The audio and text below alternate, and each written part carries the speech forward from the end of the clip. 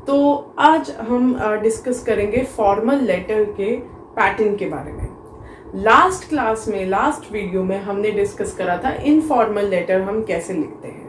तो उसका पैटर्न तो बहुत सिंपल होता है, क्योंकि informal letter basically personal use के लिए होता है। आप अपने फैमिली मेंबर को लिख रहे हैं, किसी रिलेटिव को लिख रहे हैं, किसी फ्रेंड को लिख रहे हैं।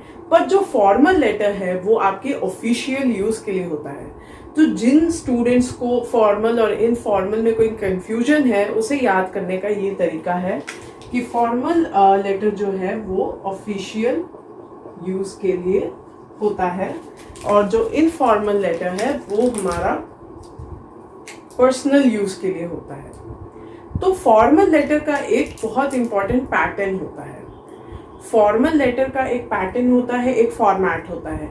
अगर उस फॉर्मेट में आप गड़बड़ कर देंगे और बहुत अच्छा कंटेंट में आप लिख आए हैं, बहुत अच्छा कंटेंट लिख दिया है, पर आपने फॉर्मल जो लेटर का जो फॉर्मेट है उसमें ऊपर नीचे कहीं कुछ गलती कर दी, तो आपके मार्क्स वहां कट जाएंगे फॉर श्योर। तो इसका फॉर्मेट बहुत ज़्यादा इम्पोर्टेंस रखता है। लाइक मैंने पहले भी बोला था कि आपका जो कंटेंट है वो 30% मैटर करेगा और 70% मैटर करता है आपका स्टाइल, आपका पैटर्न, आपका फॉर्मेट। तो आज हम फॉर्मल लेटर के बारे में समझेंगे, कैसे क्वेश्चंस आते हैं, किस तरह से हमें अटेम्प्ट करना है, और लेटर राइटिंग का स्टाइल क्या होना चाहिए। So let's get started. तो सबसे पहले हम लिखेंगे sender's address. Okay, sender's address मतलब जो आप लेटर भेज रहे हैं, तो सेंडर्स एड्रेस। उसके बाद आप लिखेंगे टू जो भी है वो टू द एडिटर है, जो भी है ना, और उसके लिए यहाँ स्पेस और यहाँ पे रिसीवर्स एड्रेस। ओके, मतलब इनफॉर्मल लेटर में हम क्या करते हैं, रिसीवर्स एड्रेस ऊपर लिखते हैं, सेंडर्स एड्रेस नीचे लिखते हैं। यहाँ पर हमने सेंडर्स एड्रेस ऊपर लिखना है, उसके नीचे रिसीवर्स एड्रेस लिखना है। तो फिर से मैं मेंशन करूंगी, अपना ओरिजिनल एड्रेस ना लिखें। कुछ स्टूडेंट्स अपना ओरिजिनल एड्रेस ही सेंडर्स और रिसीवर्स में लिख देते हैं, तो बहुत कंफ्यूजन हो जाती है। और अगर आपको लगता है कि एग्जामिनर जो है वो ओवरलुक करेगा, तो ऐसा कुछ नहीं है। यही माइन्यूट डिटेल्स है जिनको हमने ध्यान में रखना है। तो सेंडर्स एड्रेस मतलब मैं भेज रही हूँ तो मेरा एड्रेस, और ये मेड अप होगा, ये फेक बनाकर लिखिए, XYZ ABCD कुछ भी लिख दीजिए, पर अपना खुद का एड्रेस मत लिखिए। उसके बाद रिसीवर्स एड्रेस, टू इसलिए लिखा है, टू द प्रिंसिपल है तो स्कूल का एड्रेस आएगा, टू द एडिटर है तो जो न्यूज़पेपर है, जो प्रेस का एड्रेस आएगा। ठीक है, अगर आप किसी गवर्नमेंट डिपार्टमेंट को लिख रहे हैं, वाटर बोर्ड मैनेजमेंट या इलेक्ट्रिसिटी मैनेजमेंट, तो उसका आएगा टू इलेक्ट्रिसिटी मैनेजमेंट और उनका पूरा एड्रेस। अब इसके बाद हम लिखेंगे डेट, ठीक है, और उसके बाद लिखेंगे सैल्यूटेशन।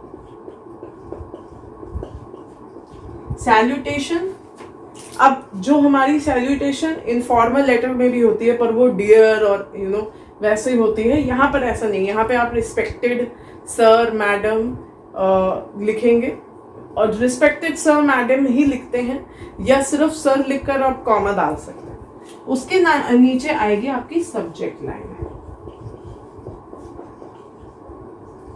जिसको आपने अंडरलाइन करना है।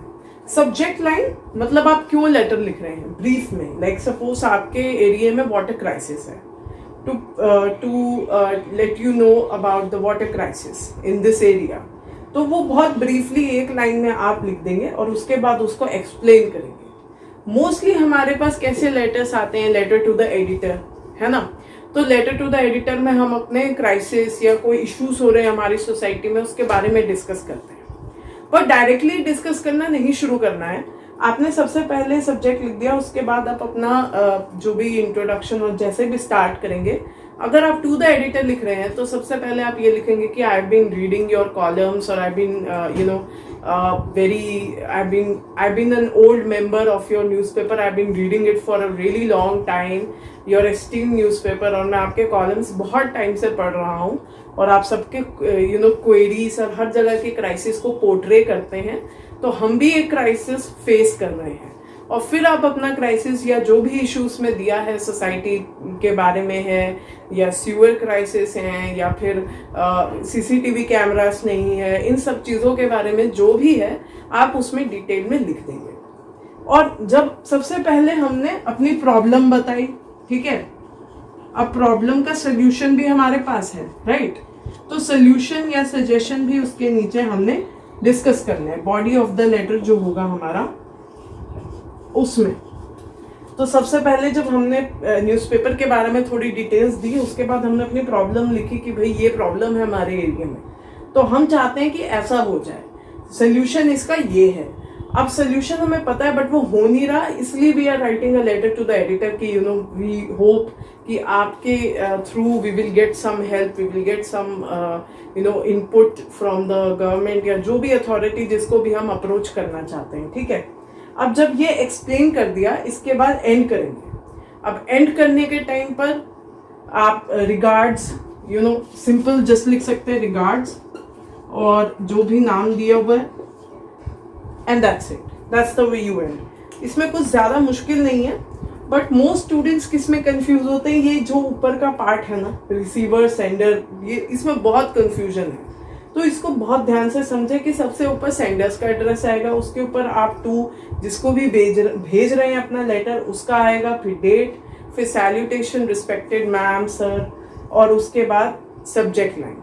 और डेट जो है वो रिसीवर्स एड्रेस के नीचे आएगी। ये भी बहुत कंफ्यूजिंग होता है, इवन हिंदी में भी जब लेटर आता है तब भी हम कंफ्यूज होते हैं। तो रिसीवर्स एड्रेस के नीचे डेट आएगी, उसके नीचे आपका सैल्यूटेशन और उसके नीचे सब्जेक्ट लाइन आएगी। कुछ लोग सब्जेक्ट लाइन सैल्यूटेशन से ऊपर लिखते हैं, गलत है वो। एंड अगर आपने सब्जेक्ट लाइन लिख दी और उसको अंडरलाइन नहीं करा तब भी मार्क्स कटेंगे, तो प्लीज अंडरलाइन करें। अच्छा, अब इसको लिखना कैसे है लेटर को? अगेन कोई भी लेटर है, ये आपकी आंसर शीट है, इस पूरी आंसर शीट में आपका लेटर आ जाना चाहिए, नेक्स्ट पेज तक कंटिन्यू नहीं होना चाहिए। लाइक आई सेड पिछली वीडियो में भी और हर वीडियो में कि राइटिंग सेक्शन जो है स्टाइलिंग पर बहुत ज़्यादा बेस्ड है। आप किस तरह से अपने लेटर को लिख रहे हो, उसकी फॉर्मेटिंग कैसे कर रहे हो, बहुत इंपॉर्टेंट चीज़ें हैं ये, तो उनको लिखना बहुत ज़रूरी है। तो एक पेज में अपना लेटर जो है उसको ख़त्म कीजिए, उसको नेक्स्ट पेज तक नहीं लेकर आना है। If you are writing an essay और आर्टिकल्स जो हम आने वाली वीडियोस में डिस्कस करेंगे, उसका फॉर्मेट अलग होगा, बट लेटर दोनों इनफॉर्मल या फॉर्मल मेक श्योर कि एक पेज पर आ जाए। अगर आपने हल्का सा मिस्टेक कर दिया, जस्ट लीव दैट लाइन और फिर से स्टार्ट कीजिए, बट फ्रेश पेज पे ही होना चाहिए। ये नहीं होना चाहिए कि यहाँ तक आपने गलत लिख दिया फिर आप काट के हाफ पेज से स्टार्ट करें, it doesn't look good.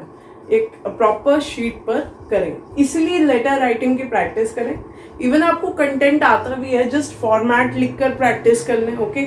Just format की प्रैक्टिस करें कि भाई sender's address to receiver's, just to remember this, इसको कर लें और फिर लेटर बहुत इजीली हो जाएगा। बहुत अच्छा स्कोर भी कर पाएंगे आप, ज़्यादा नंबर भी डिडक्ट नहीं होंगे और नीट एंड क्लीन लगेगा, क्लैरिटी होगी, एक ही पेज पर होगा, तो examiner will give you like marks easily. तो इसमें ज़्यादा अगर मार्क्स डिडक्ट नहीं करने हैं तो 3 चीज़ें फॉलो करनी है। एक तो फॉर्मेट बहुत क्लियरली, उसके बाद प्रिसाइसनेस में अपना सब कुछ एक्सप्लेन कर देना, ज़्यादा लंबा नहीं लिखना है लेटर, और एक शीट में आपने अपना पूरा प्लेस कर दिया पैटर्न बहुत ब्यूटीफुली। ये करेंगे तो मार्क्स हार्डली हाफ या 2 मार्क्स कटेंगे, उससे ज़्यादा नहीं कटेंगे। तो इसलिए ये है, तब तक आप फॉर्मल और इनफॉर्मल लेटर को प्रैक्टिस कीजिए। नेक्स्ट वीडियो में हम बात करेंगे कि किस तरह हम आर्टिकल्स, एसेज, रिपोर्ट राइटिंग ये सब किस तरह से लिख सकते हैं, पोस्टर्स कैसे बना सकते हैं, ये सब आने वाली वीडियोस में हम डिस्कस करेंगे। So till then stay tuned, keep watching and happy learning.